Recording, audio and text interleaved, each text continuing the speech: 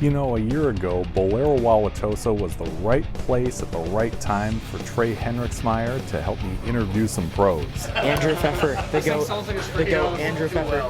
Respect. Is this recording? Maybe. But this year he's back again, and he's got a pretty good chance at making some serious money. Check it out. Last time you and I were at that house, I was going around telling all the pros, watch out, you're the guy who's going to take their money. Getting a little closer to that, aren't we? Pretty much I'm taking their money, some of them at least. Yeah. Tell me about what you did at LBC's. That's awesome. Yeah, so we were just going for a fun event with some friends and whatever, and like nice simple format, just pretty relaxed vibe, and went to go drill some balls for junior gold at the same time, and well, it worked out pretty well. Threw those balls that I drilled and averaged about 255 and went 15.28 and took over the lead. Holy cow. Take me back to the beginning. Strategy, when you start out, walk me through what happened.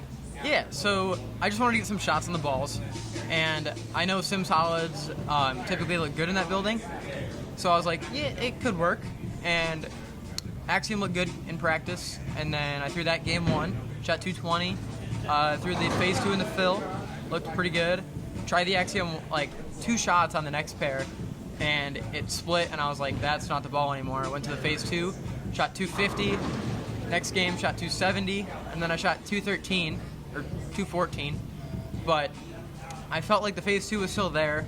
I felt like I got a little unlucky that game. Just didn't really see the pair very well. Caught a couple of bad breaks with a stone 9, stuff 8, and the next game went strike 9 miss, and then I struck out the rest of the tournament with the back 22.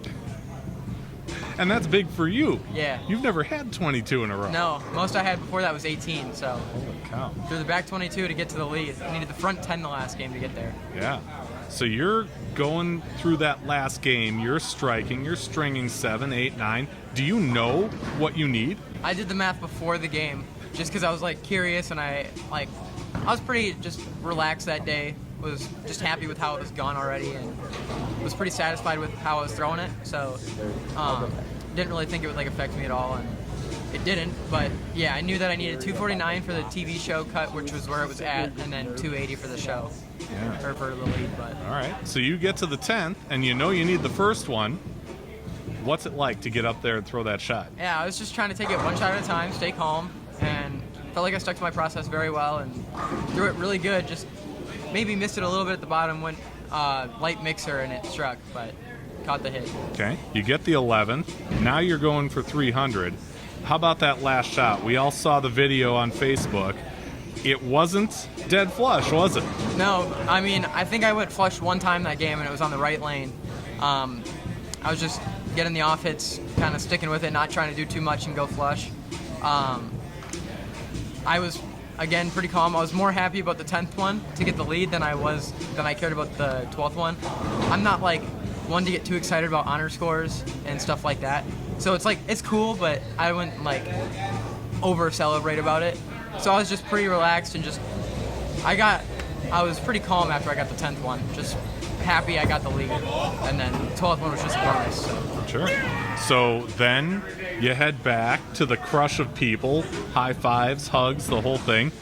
What did people say to you after that? Everybody was just congratulating me, and like it was pretty cool how everybody was like so excited for me to be able to like take advantage of the opportunity and take the lead, especially in like such a big adult tournament. Yeah, we're recording this on the Tuesday after, so you've had a couple days to kind of let this marinate a little bit. Yeah. Does it feel different now than it did that day? Not really. I kind of knew the significance right away. I was pretty excited about the lead and just overall pretty happy and excited for the opportunity. And it still kind of stays the same.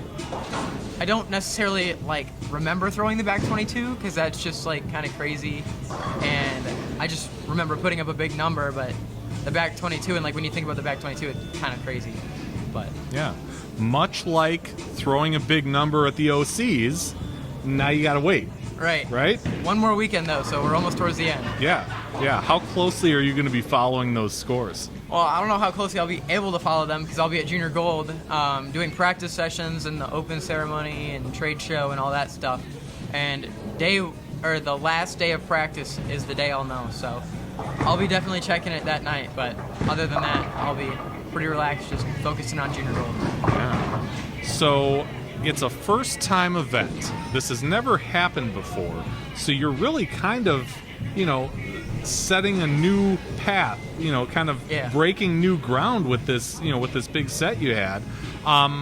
What are your thoughts about the tournament, the bigger picture? I mean, everybody kind of thinks they know what to expect going into any tournament, and then you do this. So now you can kind of reflect. What's that tournament like, maybe if you're telling someone who didn't shoot it this year? Yeah, it's definitely one for everybody, which is cool. They give you a playable pattern. Not like you have to be in the right zone, throwing the right ball, but if you're doing the right things, you'll score and find an opportunity to be able to find success and do good. And I like how they incorporate multiple divisions so everybody can find a way to compete against people their skill level. Yeah. You are not unfamiliar with this building. You won a big junior event pretty recently there. Did that help going into this? I'm very familiar with the building. I know what sides play tighter, what sides hook more. I won the WIBT there, number 33, just in March, and I always tend to bowl good in this building because I like to get left and hook it, and the building hooks a bunch, so that favors me getting left and stuff like that, but knowing the center definitely helps. Yeah.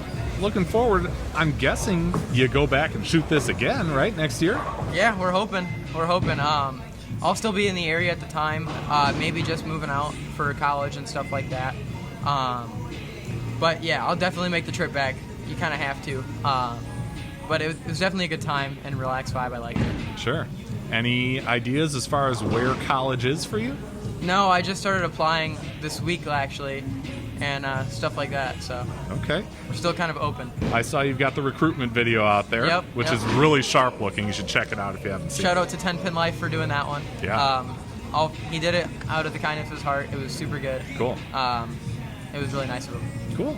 Best of luck to you at Junior Gold and beyond. Thank you. Trae Henrichsmeyer, the king of bowling. Yeah, we go with that. For this moment, right? For right now. Yeah, for right now. If you like what you saw here, remember to subscribe to the channel. It doesn't cost you anything, and you can be the first to know when I upload new videos or go live. In the meantime, here's a video that YouTube thinks you might like. See you next time.